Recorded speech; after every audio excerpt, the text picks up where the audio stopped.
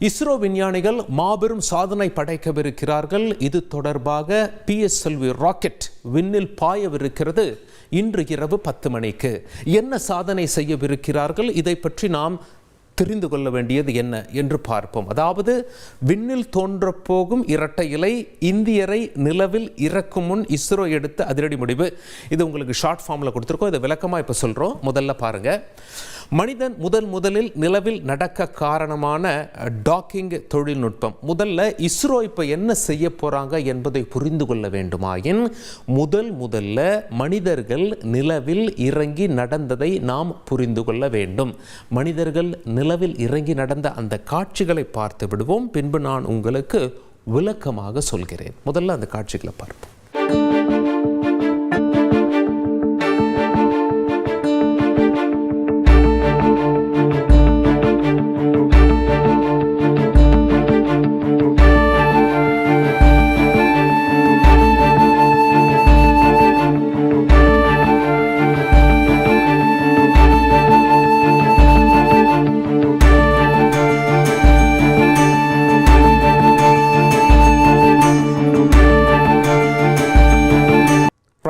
இப்போ நீங்கள் பார்த்த காட்சிகள் என்ன தெரியுமா?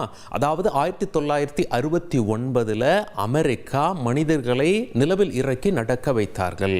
இதுவரை நிலவில் 12 பேர் மட்டும்தான் நடந்திருக்கிறார்கள். 12 பேரும் அமெரிக்கர்கள். இந்தியாவும் மும்முரம் காட்டுகிறது மனிதர்களை, ஒரு இந்தியரை நிலவில் இறங்கி நடக்க செய்ய வேண்டும் என. சரி, 1969 என்ன நடந்தது? அமெரிக்கர்கள் அங்கே ராக்கெட்டில் 3 பேரை அமர வைத்தார்கள். Armstrong, Aldrin, Collins.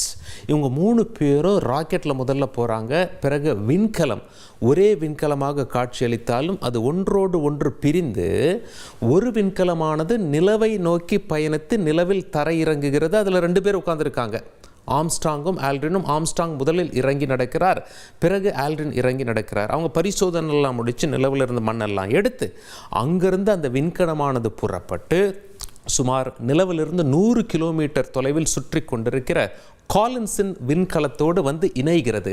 இந்த இணைப்பிற்கு பெயர்தான் டாக்கிங்.